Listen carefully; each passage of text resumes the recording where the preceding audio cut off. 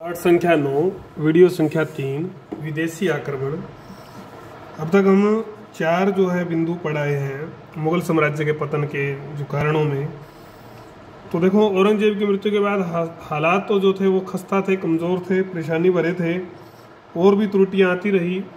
उत्तर पश्चिमी सीमा की अगर हम बात करते हैं, उसकी सुरक्षा करने में अब ये जो है समुचित व्यवस्था नहीं कर पा रहे थे। हमने पढ़ा था कि 1739 में जो है नादिर शाह का आक्रमण हुआ। उसने काफ़ी भारी लूट यहाँ पर की। इस सारे से जो यहाँ की कमजोरी थी, निकम्मापन था शासकों का, उसकी पोल खुली। कैसे जो है बाहर का आदमी यहाँ पर आकर लूट पीट कर गया, इनको पोल ऐसे खुली। ये आर्थिक दृष्टिकोण से बहुत बड़ा प्रहार था। मयूर सिंहासन भी वो ले गया, कोहिनूर हीरा भी ले गया। और ऐसा बताते हैं कि उसके सैनिकों ने दिल्ली में एक दिन में 3 करोड़ की लूट जो है वो की थी, और कुल लूट का तो कोई अंदाज़ा लगा ही नहीं सकता। फिर अहमद शाह अब्दाली आए। अहमद शाह अब्दाली ने यहाँ 5 आक्रमण किए। ये भी सैनिक, आर्थिक, आपका राजनीतिक, हर दृष्टिकोण से ये महत्वपूर्ण जो आक्रमण रहे, जिसने काफ़ी नुकसान जो है पहुंचाया। कुल मिलाकर इसको असहाय अवस्था में लाकर खड़ा कर दिया मुगल साम्राज्य को। भगन अवशेष टूटनी पूरी तरह से मतलब टूट चुका था। अगर एक बात को अगर आप देखते हो तो 500 आक्रमणों का जो मुकाबला है वो मुगलों की सेना ने तो किया ही नहीं, वो मराठों ने किया। मराठों ने वो मुकाबला किया। इतना ऐसा है ये साम्राज्य हो चुका था। वास्तविक स्थिति से अवगत हुए।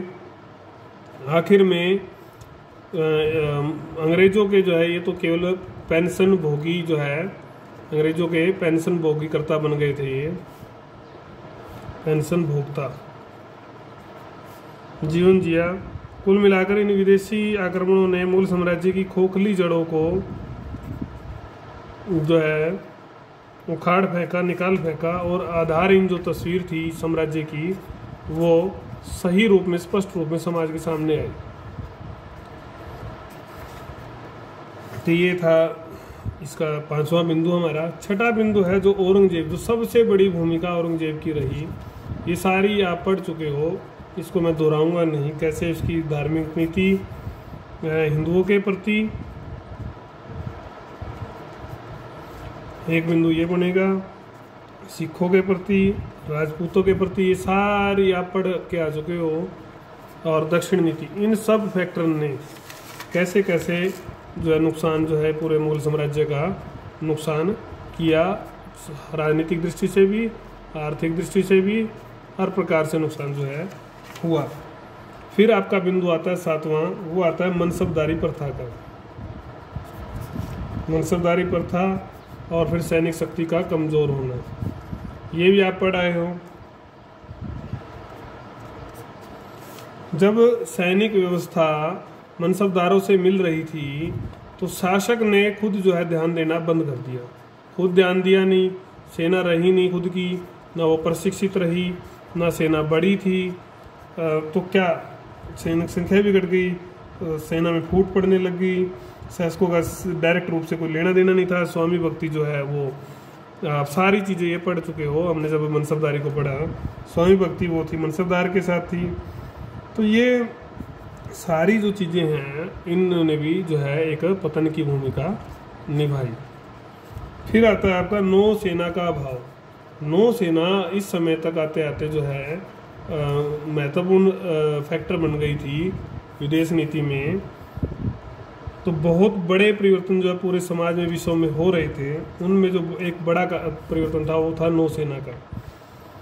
15वीं शताब्दी के यूरोप की अगर हम बात करते हैं, यूरोप में जो परंपरागत जो चीज़ें थी, परंपरागत जो सेना थी, तरीके थे, उनको छोड़ा जा रहा था और नई चीज़ें अपनाई जा रही थी। और जबकि मुग़ल जो थे वो इन चीज़ों से अनभिज्ञ जैसे थे, खासकर नौसेना से। उनके पास नगण्य व्यापार की दृष्टि से कुछ सेना थी, व्यापारिक दृष्टि से, न कि सामरिक दृष्टि से। तो 18वीं शताब्दी में जब यूरोपियों का यहाँ पर हमारे काफ़ी हस्तक्षेप बढ़ गया था, तो उन यूरोपियों ने धीरे धीरे जो है पूरे समुद्र तट पर जो है व्यापार पर जो है कब्जा कर लिया। तो कब्जा हो गया, प्रभाव हो गया, प्रभाव क्षेत्र बन गया। तो यूरोपियों के हाथों में ही व्यापार की रक्षा आ गई थी। तो मुगलों के पास अब इस तरह की शक्ति नहीं थी कि वो यूरोपियों का मुकाबला जो है कर सके या उनको नियंत्रित कर सके। तो कुल मिलाकर पतन होना अवश्यंभावी भी हो गया था, क्योंकि इन्होंने भी, यूरोपियों ने भी बड़ी भूमिका निभाई थी। 9वां बिंदु जो है वो आपका आर्थिक संतुलन बिगड़ने का, आर्थिक संतुलन का बिगड़ना। आर्थिक संतुलन कैसे बिगड़ा उसके बारे में हम बात करेंगे। देखो, शाही कोष में धन की कमी तो लगातार हो ही रही थी। इसके कई कारण थे। क्या कारण थे? अगर हम शाहजहाँ की बात करते हैं, शाहजहाँ से शुरू करते हैं, तो उसके काल में स्थापत्य पे और अन्य चीज़ों पर काफ़ी धन जो है व्यय हुआ, काफ़ी धन जो व्यय हुआ। और औरंगजेब की जो नीतियाँ फिर आई, उससे जमा हासिल के अंतर जो मतलब काफ़ी फैक्टर थे, जिसके कारण से जो राजस्व की जो है कमी हो गई। और बाद के जो शासक आए, जो थोड़ा बहुत धन था भी, तो वो भोग विलास में जो विशेष रूप से खर्चा किया जाता था। तो शासन की जो आवश्यकताएं थी, शासक की आवश्यकताएं ही नहीं चल पा रही थी। समाज की आवश्यकताएं तो कह चलेंगे, इतना कम धन रह गया। JN सरकार इस बारे में एक बात कहते हैं, बहुत बड़ी बात थी है। इससे आप सारी आर्थिक स्थिति को समझ सकते हो कि 3 दिन तक शाही रसोई घर में आग नहीं जली, शाही रसोई में आग नहीं जली। कितनी बड़ी बात है। एक दिन ऐसा आ गया कि भूखा रहना जो है खासकर महिलाओं के लिए कठिन हो गया था। महिलाओं की हालत बहुत खराब हो गई, वो व्याकुल हो गई। व्याकुल होकर उनको पर्दे का भी ध्यान नहीं रहा और वो शहर की ओर भाग खड़ी हुई। तो ये इससे आप अंदाज़ा लगा सकते हो कि कैसी स्थिति मुगल साम्राज्य की आर्थिक स्थिति की रही होगी। तो ये एक बड़ा फैक्टर था। फिर आता आपका जागीरदारी। अभी हम पढ़ के आए हैं जस्ट कुछ 2-3 वीडियो पहले, जागीरदारी प्रथा व उसका संकट। एक अनार 100 बीमार। जितनी जागीरें मतलब बांट दी गई कि जगह ही नहीं रही, सरकारी भूमि नहीं रही। तो ये भी एक इम्पोर्टेंट फैक्टर था कि मतलब जमीन न रहना, जागीर न रहना, और उसके कारण से फिर किसानों का विद्रोह, ये सारी चीज़ें जुड़ी हुई हैं। ये हमें अगले पॉइंट में इसी से जुड़ा हुआ है, अगला पॉइंट आ ही गया है। 11वां जो बिंदु है आपका वो है इसी चीज़ से जुड़ा हुआ है, कृषि संकट और किसान विद्रोह। कृषि, ये भी हम पढ़ा है वैसे तो, थोड़ा सा फिर भी इसको थोड़ा और विस्तार से पढ़ लेते हैं।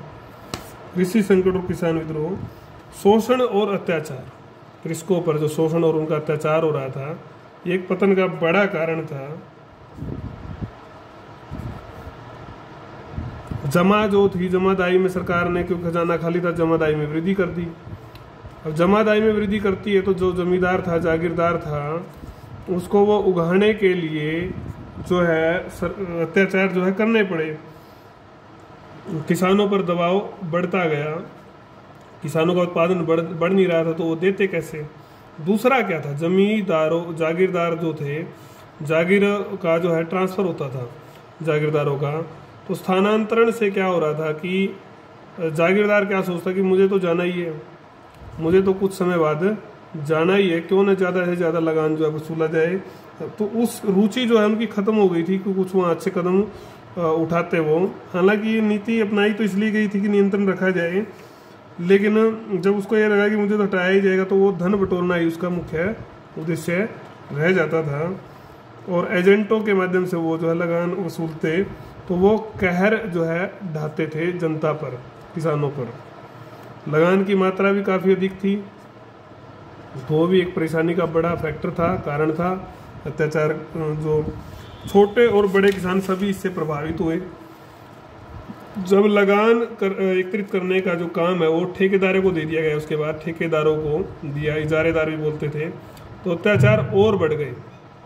अत्याचार और बढ़ गए। तो किसान अब जमीन जो है छोड़कर कहाँ जाने लगे? जोर तलब जमींदारों के पास। जोर तलब वो जमींदार थे जो सरकार को लगान नहीं देते थे, सरकार को वहाँ कड़ाई का पालन करता था, ये जोर तलब जमींदार कहलाते थे। ये सरकार विरोधी थे और ये इन किसानों को अपनी जो सैनिक टुकड़ियाँ बनाते थे उसमें रखते थे, समर्थक अपना बना लेते थे, और जब भी अत्याचार होता है, कोई मुकाबला करना होता तो ये लोग उसमें लगते थे। अब हम एक बात समझेंगे कि जमींदार वर्ग का इतना ज़्यादा महत्व क्यों है, उसको भी समझना बहुत ज़रूरी है। इस वीडियो को हम इसी में पूरे पाठ का आखिरी कुछ बिंदु हैं तो इसी में ले लेंगे। तो जमींदार वर्ग का जो है बड़ा महत्व है ग्रामीण क्षेत्र में, क्योंकि इनके जो संबंध थे किसानों के साथ बहुत ज़्यादा थे, महत्व ज़्यादा है। तो संबंधों के गहरे संबंध जो इनके किसानों से थे, इन गहरों संबंधों के आधार पर जो है जाति का भी था, संप्रदाय का भी था, गोत्र का भी था, जो ये आधार था, ये ताकत थी जमींदारों की संबंध। तो छोटी सेना, किले ये सब रखते थे, तो इनके पास ये सब होते तो ये कई बार जो है स्वतंत्र होने की अपनी घोषणा भी करते, अपना प्रशासन अपने आप चलाते। तो केंद्रीय सत्ता के लिए आसान नहीं था कि इनके ऊपर नियंत्रण रखना। केंद्रीय सत्ता के लिए नियंत्रण रखना इनके ऊपर आसान नहीं था। अकबर ने नीति अपनाई, इनसे मेल मिलाप की, और वो आगे भी चलती रही, और जब तक वो नीति चली शांति बनी रही, नियंत्रण रहा। लेकिन औरंगजेब के काल में स्थिति उल्ट हो जाती है। औरंगजेब के अत्याचारों से और कुछ ये जो जमींदारी और जागीरदारी जो संकट आए, इसके कारण से वफादारी जो है वो घटने लगती है। वफादारी घटने लगी तो इन्होंने व्यापक जो है इसके औरंगजेब के जाने के बाद व्यापक विद्रोह इन्होंने करने शुरू कर दिए, और पीड़ित किसानों का समर्थन इनको पहले से ही प्राप्त था ही। तो दूर दराज और दक्कन के क्षेत्रों में तो यहाँ बात हो गई थी, धीरे धीरे उत्तर भारत में भी यही प्रवृत्ति जो है बनती गई किसानों की, जमींदारों की विद्रोह करना जरूरी है। मथुरा, आपका भरतपुर में जो है जाट विद्रोह होते थे विशेष रूप से। बुंदेलखंड में आपका नारनौल में सतनामी, पंजाब में सिख, ये विद्रोह होते थे। शिवाजी के नेतृत्व में भी जो है मराठाओं के नेतृत्व में भी किसान आए। तो ये सारे विद्रोह ने जो है पतन में एक बड़ी भूमिका अदा की, अहम भूमिका जो है इसकी रही। ये हमने जमींदारों का बिंदु पढ़ा। अब 12वां बिंदु हमारा भारत में यूरोपीय शक्तियों का विकास। यूरोपीय शक्तियाँ तो 15वीं शताब्दी से ही शुरू हो गई थी, लेकिन जो विशेष रूप से उन्होंने इंटरफियर जो शुरू किया, वो राजनीतिक इंटरफियर जो है वो जैसे जैसे राजनीतिक हस्तक्षेप से वो बाद में शुरू किया। शुरू में तो वो व्यापारिक गतिविधियों में ही लगते रहते थे। जब वो औद्योगिक 18वीं सदी में जब वो औद्योगिक आर्थिक दृष्टि से काफ़ी उन्नत हो गए थे यूरोपीय देश, और उसी समय हमारे उत्तराधिकारी जो मुगल साम्राज्य के उत्तराधिकारी थे वो ज़्यादा कमज़ोर थे। कोइंसिडेंस देखो क्या था, निकम्मे थे, कमज़ोर थे, तो वो सक्षम नहीं थे यूरोपियों का मुकाबला करने में।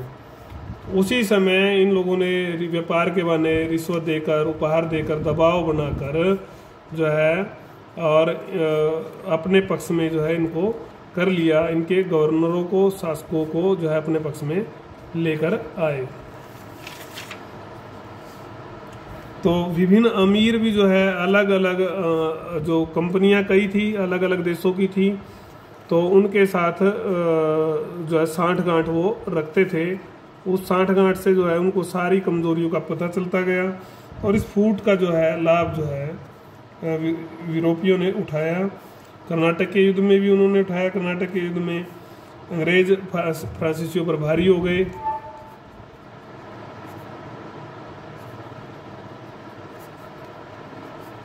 सब लोगों ने उठाया, डच ने भी, पुर्तगाली ने भी, अंग्रेजों ने भी। प्लासी की लड़ाई के बाद इनका विशेष जो है महत्व बढ़ गया था। राज्यों को इन्होंने निशाना बनाना शुरू कर दिया, हमारे भारतीय राज्यों को। परंपरागत जो सैनिक क्षमता थी हमारे राज्यों की, उससे मुकाबला वो नहीं कर पाए। परंपरागत सैनिक क्षमता के साथ मुकाबला करने में सक्षम नहीं थे, और आखिर में इन्होंने अपने अंग्रेज या जो भी अन्य साम्राज्य का विस्तार करते गए और मुगल साम्राज्य सिमटता गया। ये आपका 13वां बिंदु आता है बौद्धिक निष्क्रियता। बौद्धिक निष्क्रियता का बिंदु अब हम पढ़ रहे हैं। बौद्धिक निष्क्रियता को हम अगर पढ़ें, इतिहासकार अतहर अली ने ये विषय दिया था कि जो यूरोपीय लोग थे वो सैन्य चीज़ों में बहुत आगे निकल गए थे, और मुस्लिम संसार या जो भारतीय जो लोग थे वो पिछड़े हुए थे। एक उन्होंने उदाहरण दिया कि जिस समय यूरोप में फ्रांसिस बेकन आधुनिकता की जो मिसाल जगा रहे थे, उसी समय अकबर के यहाँ शेख सरहिंदी जो है विज्ञान का विरोध कर रहे थे। तो कैसे जो है हम आगे निकलते, विरोध कर रहे थे, इस कारण से ये सब पिछड़ गए। केवल उस समय के साहित्य में गढ़ी दूरबीन बंदूक होगा अभी उल्लेख जो है नहीं मिलता, कोई ज़्यादा उल्लेख नहीं है। बंदूक और तोपों का निर्माण तक ही सीमित था। तोप बनाने की कोशिश की अकबर ने, बाकी और कोई विशेष कोशिश जो है उस समय में भी नहीं हुई। तो इस निष्क्रियता ने अंततः भारत को तकनीकी आर्थिक में जो है हम यूरोप से काफ़ी पिछड़ते गए, मुकाबला करने में और सक्षम नहीं रहे। तो कुल मिलाकर किसी एक कारण को जो है उत्तरदायी नहीं समझा जाता, एक कारण को ही उत्तरदायी नहीं माना जा सकता, कई कारण जो है रहे। विषम परिस्थितियों की जड़ें मुगल साम्राज्य की स्थापना इस समय देखी जा सकती हैं। कुल मिलाकर 50 वर्षों तक जो है बिना किसी सुधार के कमजोर शासकों द्वारा इस साम्राज्य को नेतृत्व दिया गया, लेकिन ये शासक योग्यता की बजाय योग्यता में पहले शासकों से आगे थे। हालात नाजुक हुए और आखिर में पहचान जो लाल किले तक रह गई, और आखिर में 1857 में पट्टाक्षेप जो है पूरे शासन का हो गया। तो ये हमारा यहाँ पर लेसन कंप्लीट हो गया है। आप समझ लें अच्छे से इसको, कोई बात नहीं आती वही आप व्हाट्सएप से या जो माध्यम आपको ठीक लगता है उससे आप पूछ सकते हैं, समझ सकते हैं, अपने नोट्स बनाएं और रिवीजन करें।